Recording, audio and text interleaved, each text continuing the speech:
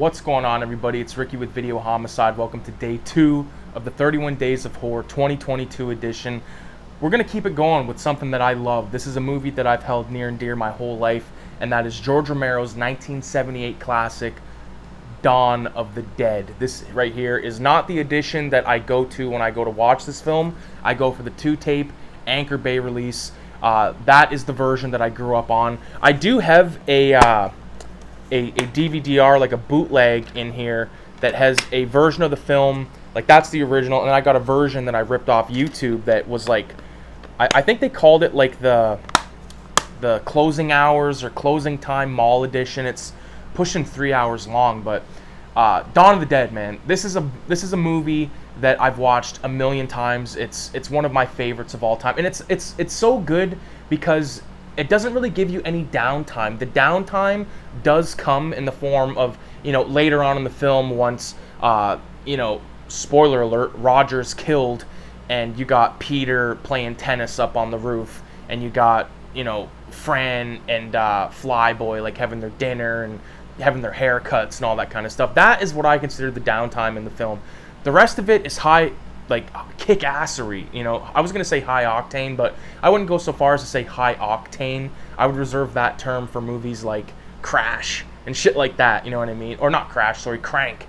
I got fucking Cronenberg on the mind, I believe, but the movie starts off with, well, first of all, an appearance from George Romero, but it goes into this really excellent siege part. And I feel like I've talked about this recently. I believe I did a George Romero sort of collection video sort of thing. If I haven't, I plan on doing something like that, sort of a director spotlight. But he has this amazing siege happen on this project housing where all these SWAT fuckers are going in there, and you got a bunch of gang members, black, Spanish, all that stuff, complete with racist fucking cops, like Willie, which, love him or hate him, I think he has one of like the best sort of scenes throughout the whole film with that headshot. And even all the banter he says, although it's racist, it is still entertaining, and it's cool to see him get so frustrated with these people. Okay, we'll leave it at that. But I love everything inside the building where we got all this action happening from,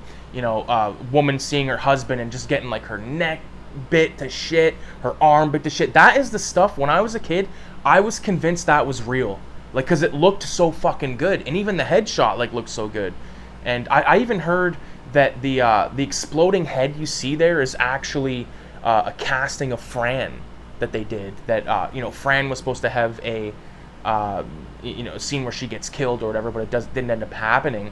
So I really love that. But again, like, everything about Willie getting killed by Peter's character, and then Peter and Roger meet up in the basement, have this interaction with this fucking one-legged priest who, kind of gives them a little bit of wisdom, wonder. I really liked that. Right now you can take them out, but pretty soon they're going to be more strong than you. All that stuff, I just loved it, man. I love it. I love how Roger's like, I got a way out. Friend of mine has a helicopter. Like, there's no real like fuck aroundery happening. It's like, hey, I got a buddy with a helicopter. Let's fucking roll. And then we go back to Flyboy and Fran. Fran works as like a some sort of bigwig at this television station, and Flyboy, he's a correspondent. He's like an anchor that works on the helicopter, but he also knows how to drive the helicopter, which is great for this type of situation because you can travel far distance. You don't have to go on the roads. You can like fucking do a straight line to wherever it is that you want to go. And of course, they don't really have a place where they're trying to go, just trying to get the fuck away from where they're at.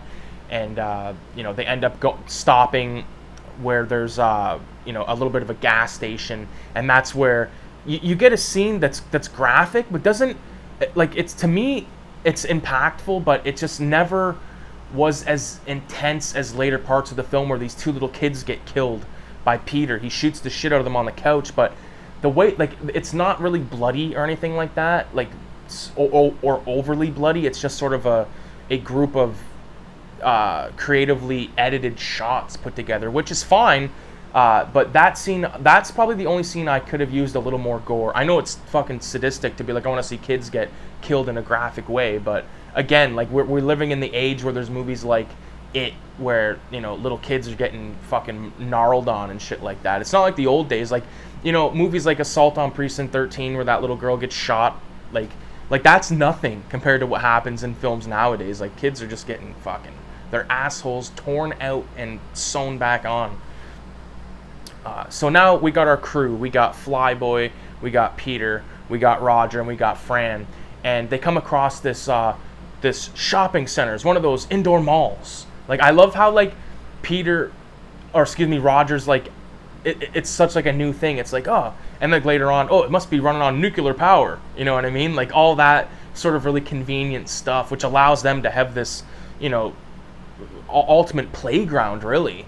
You know, where you have everything from a gun shop to a bank, clothing stores, groceries, everything you could pretty much imagine. You got a mall, right? And even growing up, me and my dad would always say, like, which mall would you want, like, in my city if this shit happened? You know, it'd be like, whatever it is, make sure it's got a grocery store, or you're fucked. Make sure it has like a Walmart or something, or you're fucked. Like, you know, because you just need entertainment, really. I mean, if you were trapped in there in a mall for the rest of your life, you'd probably get bored. But if you got everything under the sun, then, you know, what the fuck? As long as you got, like, your girl or your guy or whatever the fuck it is, your family. If you had people that you wanted that are important to you there, and everyone could sort of coexist together, that would be all right. But our team, or our group of people, they clear out the mall, barricade the mall.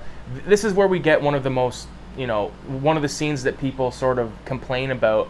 And I don't really have a complaint about it. I see both sides of the spectrum. Some people say that Roger was just, like, super amped up, and other people say he was just being careless when he gets his leg bitten. I think it's a bit of a combination of both, really, because he is amped up. You can see that he's, like, it's a heavy-duty thing. It's not like a light duty they're doing.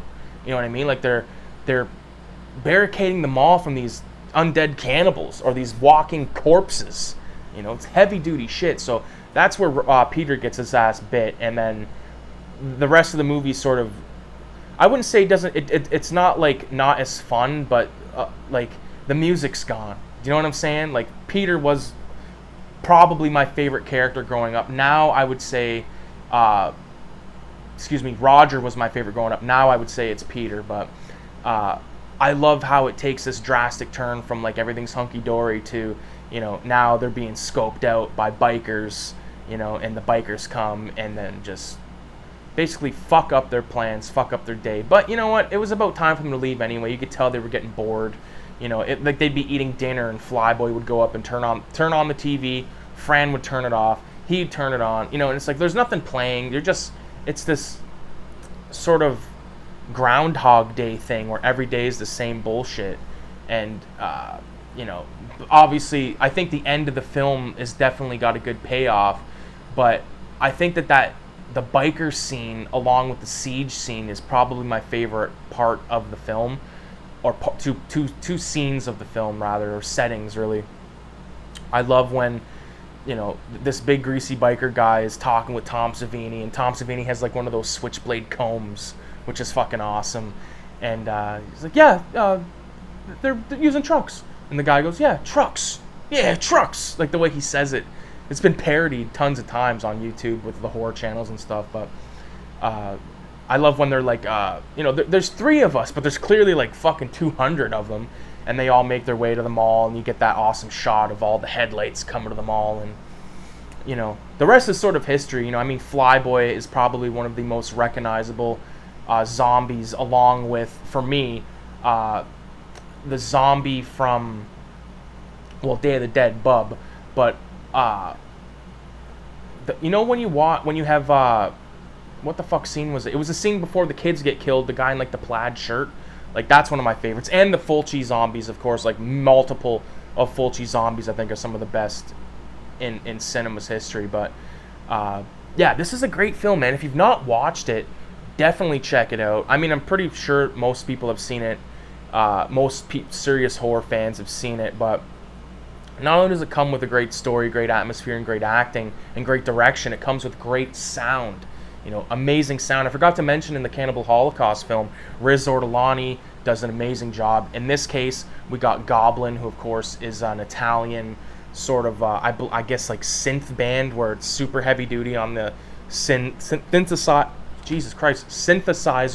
keyboards and stuff, and we just get an amazing score. I believe there's two versions of the film's score. I believe Goblin does an entire one, and then there's another one that just has parts, or totally like library type music, whatever it is. Either way, you know, there's great documentaries that come along with this film. Not on that disc, or maybe it is on that disc, but and I've actually not yet ever checked out a commentary, or even if there is a commentary on there, which I need to do. You know what? I could probably fucking check right goddamn now. Oh my god, there is one. Holy fuck. I'm excited.